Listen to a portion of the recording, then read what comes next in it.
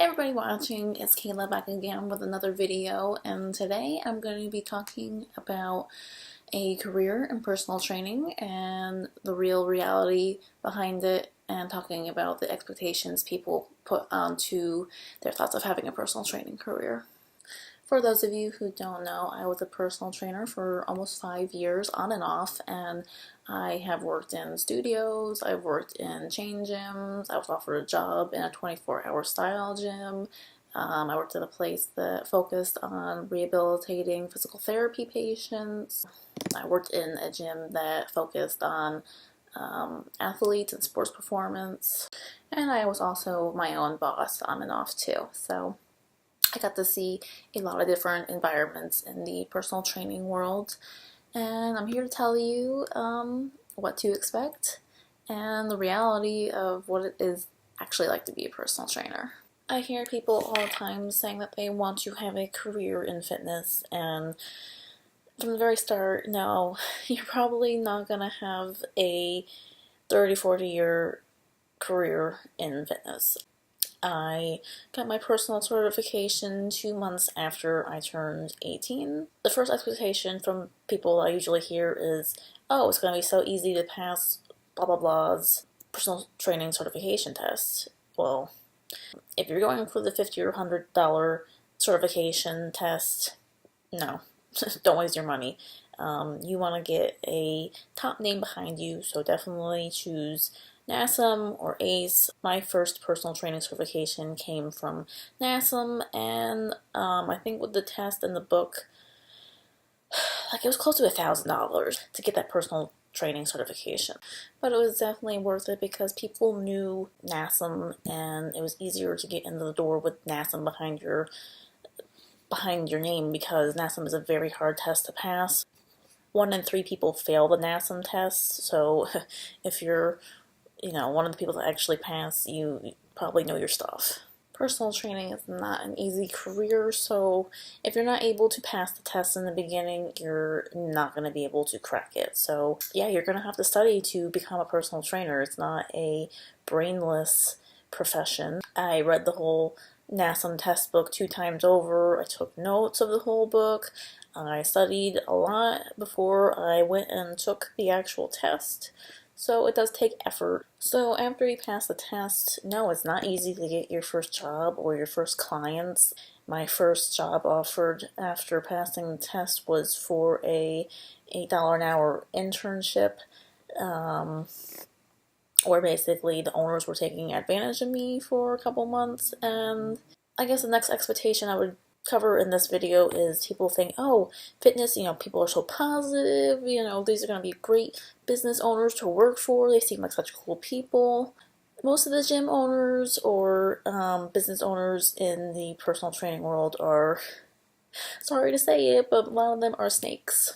I could have multiple crazy story time videos based on my years in personal training. If anybody's interested in hearing those, I would gladly make them and put them up on YouTube, because a lot of them are just absolutely crazy. So yeah, you get taken advantage of a lot in personal training, and not only by owners of gyms or corporate gyms, but also by clients themselves. Another expectation I'm going to tackle in this video is people expect to make a livable wage personal training, and they think clients are just going to fall from the sky for them. Well, no. You really have to hustle in this profession to work 40 hours a week. Or people think that it can,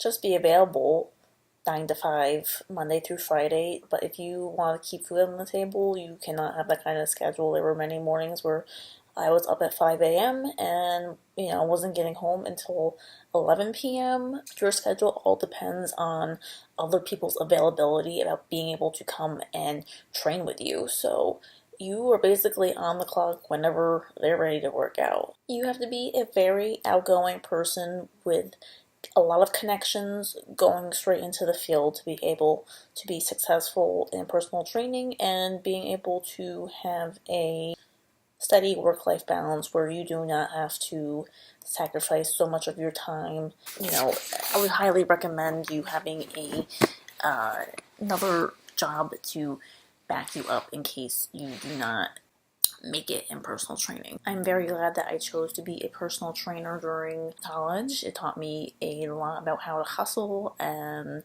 working with people made me realize that everybody has struggles in life, and in my business today, I'm able to reconnect with these people and sell them a different kind of business, different kind of services.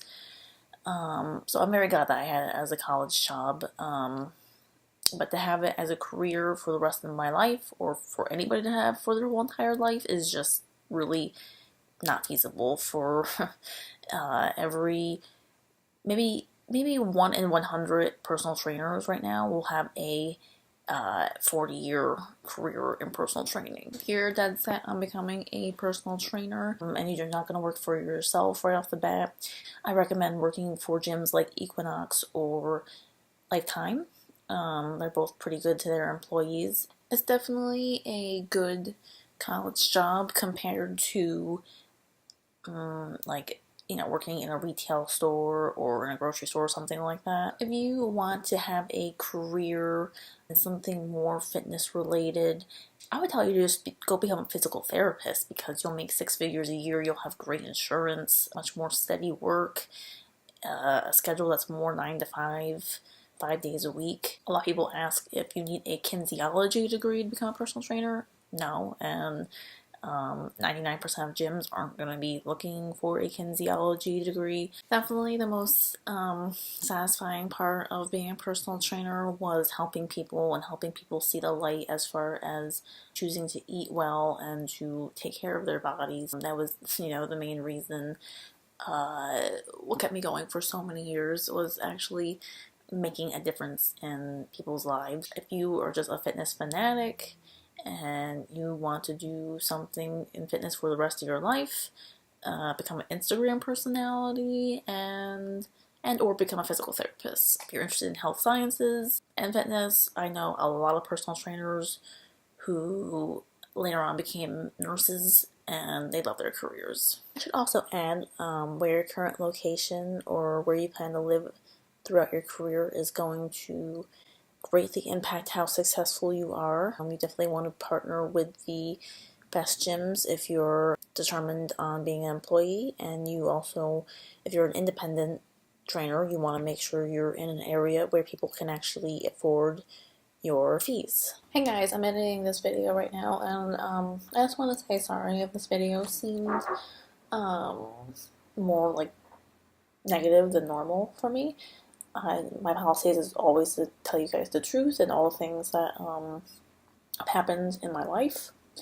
So, yeah, it's the reality of things. Sorry.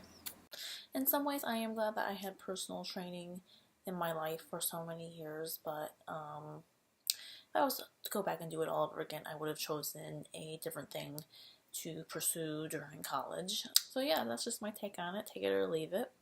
I hope you enjoyed this video. Hope it was helpful. Give it a like if you liked it. Push that subscribe button if you want to see more. Definitely check out my other videos, and follow me on all my socials. See you around next time. Bye!